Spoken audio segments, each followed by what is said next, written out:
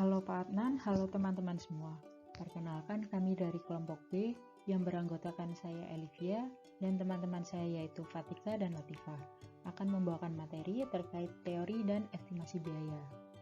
Tujuan suatu organisasi secara umum adalah memaksimalkan laba.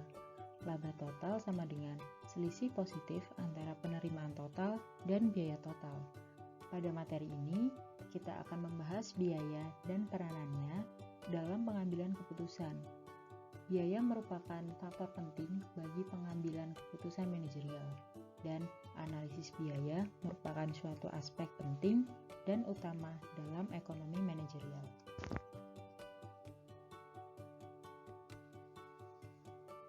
Kemudian, pada materi teori dan estimasi biaya, di sini akan dibahas mengenai karakteristik biaya, fungsi biaya jangka pendek, kurva biaya jangka panjang, ukuran pabrik dan skala ekonomis,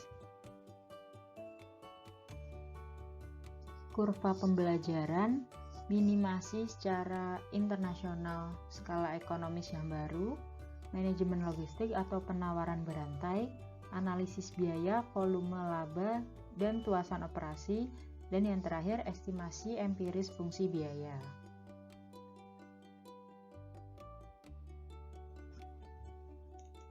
Karakteristik biaya. Salah satu hal penting dalam analisis biaya adalah perbedaan biaya eksplisit dan implisit. Biaya eksplisit berarti pengeluaran aktual perusahaan untuk memperkerjakan tenaga kerja, menyewa atau membeli input yang dibutuhkan dalam produksi. Termasuk di dalamnya adalah upah tenaga kerja, harga sewa modal, perlengkapan, gedung, dan harga pembelian bahan mentah serta barang setengah jadi. Biaya implisit berarti nilai input yang dimiliki dan digunakan oleh perusahaan dalam aktivitas produksinya sendiri. Meskipun perusahaan tidak mengeluarkan sejumlah biaya aktual tertentu dalam menggunakan input itu tidaklah gratis karena perusahaan dapat menjual atau menyewakan input yang dimilikinya kepada perusahaan lain. Biaya implisit sendiri meliputi gaji tertinggi yang dapat diperoleh oleh si pengusaha apabila bekerja di tempat alternatif terbaiknya, dan pendapatan tertinggi yang dapat diperoleh perusahaan dari menginvestasikan modalnya dalam alternatif lain yang paling menguntungkan. Untuk biaya eksplisit maupun implisit, perusahaan harus mempertimbangkan dalam mengukur biaya produksi, diantaranya yaitu memasukkan biaya alternatif atau biaya oportunitas baik yang dimiliki atau dibeli perusahaan. Alasannya bahwa perusahaan tidak dapat menahan input yang disewa jika input tersebut dibayar dengan harga yang lebih rendah dari harga yang dibayar oleh perusahaan lain. Yang kedua adalah biaya ekonomi seperti ini harus dibedakan dari biaya akuntansi yang hanya mengacu pada pengeluaran aktual perusahaan atau biaya eksplisit. Yang ketiga, dalam mendiskusikan biaya produksi, kita juga harus membedakan antara biaya marginal dan biaya tambahan. Biaya marginal berarti perubahan biaya total untuk satu unit perubahan output. Sebagai contohnya, jika biaya total adalah $140 untuk memproduksi 10 unit output dan $150 untuk memproduksi 11 unit output, maka biaya marginal dari unit ke-11 adalah $10. Berikutnya biaya tambahan atau incremental cost. Di sisi lain, konsep yang lebih luas yang merujuk pada perubahan biaya total dari implementasi keputusan manajer tertentu, seperti memperkenalkan produk baru, melakukan kampanye iklan, atau memproduksi sendiri komponen yang dibeli sebelumnya.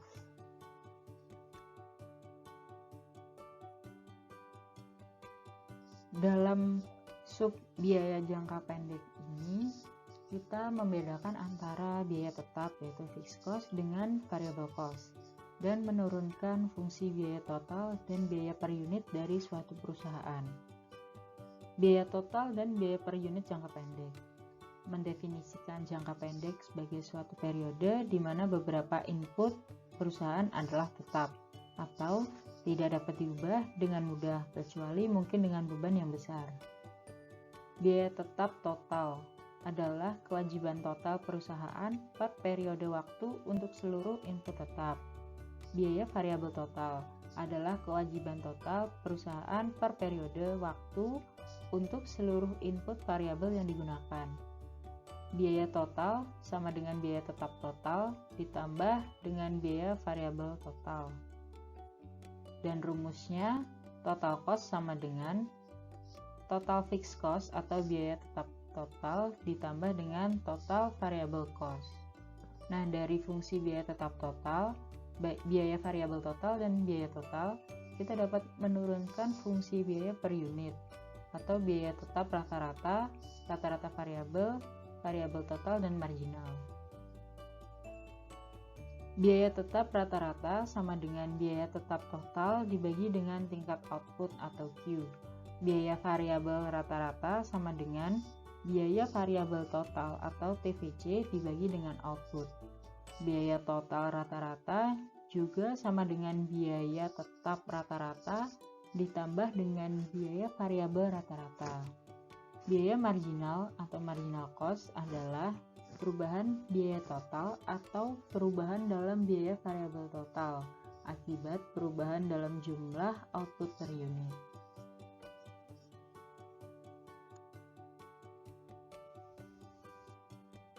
Kurva biaya jangka panjang. Kurva biaya total jangka panjang atau long term total cost diturunkan dari pola ekspansi perusahaan dan menunjukkan biaya total jangka panjang minimal dalam memproduksi berbagai tingkat output. Kurva biaya rata-rata dan marginal jangka panjang perusahaan diturunkan dari biaya total jangka panjang. Penurunan ini ditunjukkan pada gambar di samping.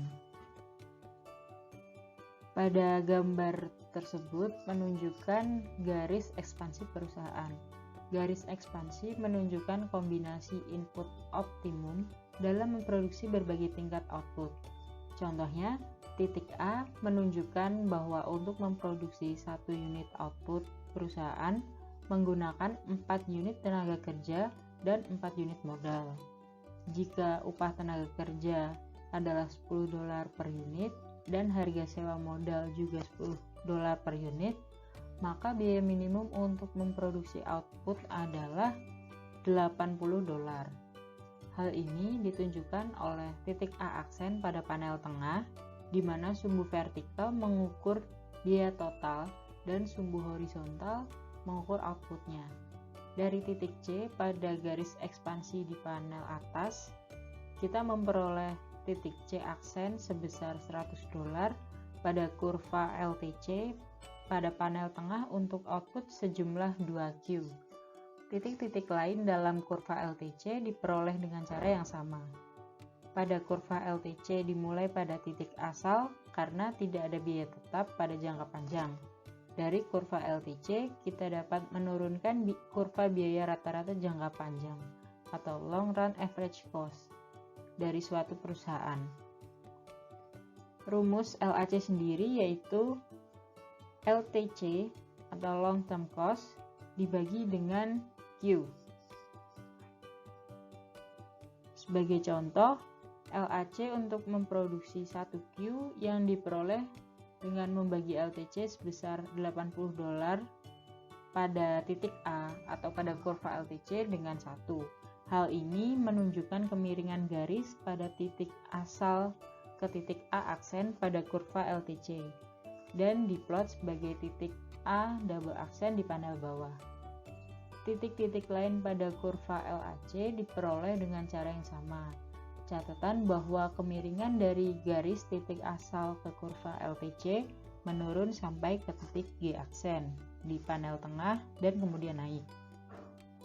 Sehingga kurva LAC pada panel bawah menurun sampai titik G double aksen dan naik sesudahnya.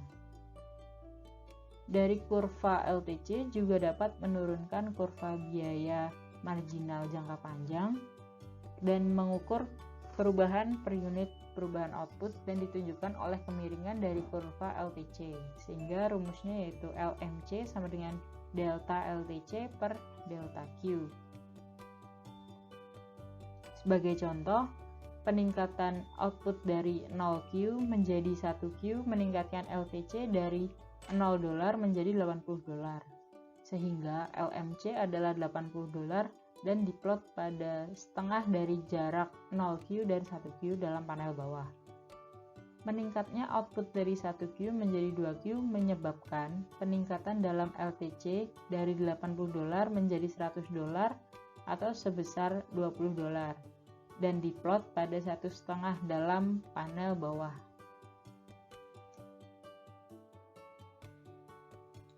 Oke, selanjutnya ukuran pabrik dan skala ekonomis. Pada penjelasan sebelumnya terkait kurva biaya total jangka panjang, ditampilkan kalau kurva LSI itu berbentuk U. Nah, bentuk U ini didasarkan pada asumsi kalau skala ekonomis itu muncul pada output yang kecil, sedangkan disekonomis itu muncul pada output yang besar. Skala ekonomis sendiri merujuk pada situasi saat pertumbuhan output itu secara proporsional lebih cepat dibandingkan inputnya. Nah, contohnya pada saat output yang dihasilkan itu 2 kali lebih banyak daripada periode sebelumnya. Dengan harga input yang masih sama, hal ini akan menyebabkan biaya per unit dari output itu menjadi lebih rendah. Nah, skala hasil meningkat atau menurun ini biasa disebabkan oleh teknologi atau keuangan. Tapi di sisi lain, turunnya skala hasil itu bisa disebabkan karena skala operasi yang meningkat. Jadi lebih sulit untuk mengelola perusahaan karena makin sulit bagi manajer untuk mastiin apakah arahannya itu sudah dilaksanakan dengan tepat atau enggak sama karyawannya. Dalam pelaksanaannya, tekanan untuk skala hasil meningkat atau menurun secara beriringan. Jadi skala hasil meningkat muncul pada saat outputnya kecil, jadinya kurva LSI-nya menurun. Begitupun sebaliknya, skala hasil menurun pada saat outputnya besar, jadi kurva LSI-nya meningkat. Nah, karena geraknya yang beriringan ini, jadi titik terendah dari kurva LSI ini terjadi saat tekanan untuk skala hasil meningkat dan menurun satu sama lainnya. Terus skala ekonomis sendiri harus dibedain sama cakupan ekonomis. Nah, cakupan ekonomis ini artinya menurunnya biaya yang sering dialami perusahaan saat memproduksi banyak produk secara bersamaan dibanding dengan saat mereka memproduksi produknya secara sendiri-sendiri. Selanjutnya, kurva pembelajaran. Nah, kurva pembelajaran ini menunjukkan penurunan dalam biaya input rata-rata dalam produksi serta peningkatan output total secara kumulatif sepanjang waktu.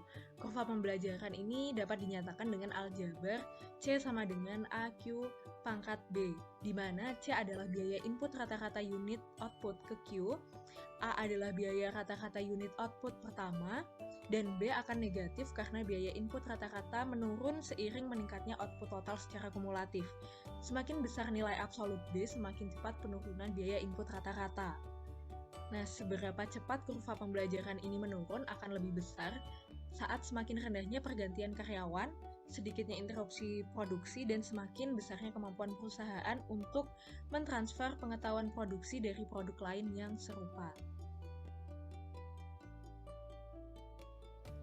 Selanjutnya yaitu minimasi biaya secara internasional. Pada subbab ini ada 3 poin utama. Yang pertama yaitu perdagangan internasional dalam input.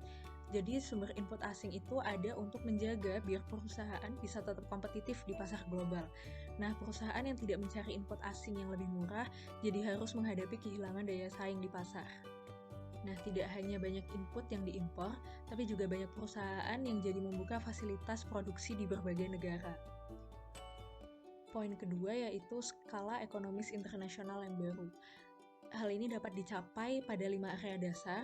Pertama, pengembangan produk, di mana perusahaan bisa ngedesain suatu produk inti untuk seluruh perekonomian dunia, kemudian dikembangkan menjadi berbagai variasi produk untuk pasar lokal. Kedua, pembelian. Untuk mencapai skala ekonomis yang baru, perusahaan dapat membeli bahan mentah, suku cadang, dan komponen secara global.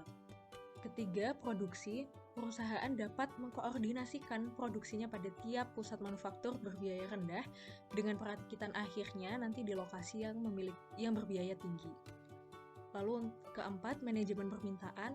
Perusahaan dapat memperkirakan permintaan untuk produknya dan melakukan manajemen permintaan dengan basis pasar global. Terakhir, pemenuhan pesanan. Perusahaan dapat mendistribusikan produk dari pabrik yang terdekat dengan konsumen. Nah, yang terakhir, imigrasi tenaga kerja terdidik. kurangnya karyawan dengan keahlian atau pendidikan tertentu dapat menjadi masalah bagi perusahaan. Nah, karena alasan ini, dalam dunia persaingan global, manajer harus memperkirakan kebutuhan perusahaan akan tenaga kerja ahli dan mempekerjakan tenaga kerja asing bila diperlukan. Selanjutnya, manajemen logistik. Logistik atau manajemen penawaran berantai merujuk pada penggabungan atas fungsi pembelian, transportasi, pergudangan, distribusi, dan pelayanan konsumen. Logistik atau manajemen penawaran berantai nggak sesederhana cuma mengurangi biaya transportasi aja, tapi juga bagaimana jadiin hal itu sebagai keunggulan kompetitif. Nah, ada 3 alasan munculnya logistik. Pertama, pengembangan algoritma dan komputer yang baru dan lebih cepat secara luas mampu memfasilitasi pemecahan masalah logistik yang kompleks. Kedua, pertumbuhan penggunaan manajemen persediaan just in time, di mana pembelian input dan penjualan produk lebih rumit dan terintegrasi lebih tertutup dengan keseluruhan fungsi lain dalam perusahaan. Lalu alasan terakhir yaitu meningkatnya kecenderungan menuju globalisasi produksi dan distribusi di dunia saat ini. Kemudian, analisis biaya volume laba atau analisis titik impas. Analisis titik impas membahas mengenai hubungan antara penerimaan total, biaya total, dan laba total perusahaan pada berbagai tingkat output. Analisis titik impas digunakan untuk menentukan volume penjualan yang diperlukan bagi perusahaan untuk mencapai titik impas, laba total, dan kerugian pada tingkat penjualan.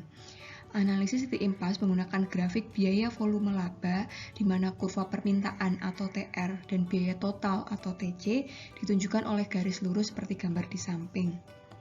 Gambar di samping menunjukkan kemiringan kurva TR mengacu pada harga konstan sebesar $10 per unit di mana perusahaan dapat menjual outputnya. Kemudian kurva TC mengindikasikan biaya tetap total sebesar $200 pada titik vertikal dan biaya variabel rata-rata konstan sebesar $5 pada kemiringan dari kurva TC. Kemudian titik B menunjukkan bahwa perusahaan akan balik modal ketika TR maupun TC sebesar $400 dengan Q atau kuantitas yakni 40 per periode. Kemudian, analisis biaya volume laba juga dapat dilakukan menggunakan 3 rumus. Yang pertama adalah TR sama dengan P kali Q. Yang kedua adalah TC sama dengan TFC plus AVC dikali Q. Kemudian yang ketiga adalah QB sama dengan TFC per P min AVC. Di mana TR adalah pendapatan total, Q adalah kuantitas, P adalah harga, dan TC adalah total cost. Kemudian AVC adalah rata-rata biaya per unit, dan TFC adalah biaya tetap total. Tuasan operasi. Tuasan operasi mengacu pada rasio biaya tetap total dengan biaya variabel total pada perusahaan. Semakin tinggi rasio ini, maka semakin tinggi pula tuasan suatu perusahaan. Semakin tinggi rasio antara biaya tetap total dengan biaya variabel, maka semakin sensitif laba perusahaan terhadap perubahan dalam output atau penjualan. Daya respons atau sensitivitas laba total perusahaan terhadap perubahan dalam output atau penjualan dapat diukur menggunakan derajat tuasan operasi atau degree of operating leverage. Terdapat 2 rumus derajat tuasan operasi.